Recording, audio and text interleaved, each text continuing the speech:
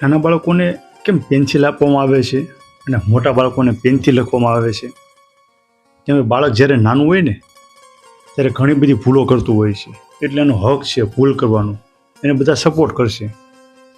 બેટા આમ નહીં, એક કામ કરી ભૂસી કાઢીએ, હવે આપણે નવેસરથી લખીએ, પ્રોપર રીતે લખીએ.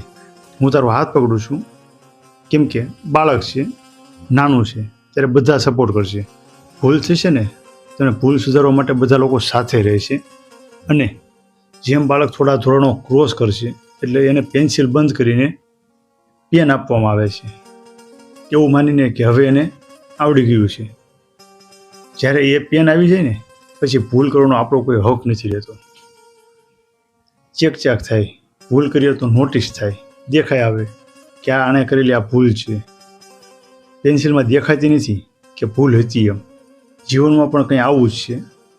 અને અમુક ઉંમરો પછી જ્યારે જવાબદારી આવે છે અને જવાબદારીઓ પછી કોઈ નાની ભૂલ કરીએ તો લીટો મારીએ તો દેખાવાની છે. એટલે જ્યારે શીખી રહ્યા છે ને, આપણા હાથમાં જ્યારે પેન્સિલ રૂપી ઉંમર છે, ત્યારે પ્રોપર રીતે શીખીએ, જેથી પેન આવે ને ત્યારે સારામાં સારું લખી શકીએ. વાત નાની છે પણ વિચાર જરૂર કરજો.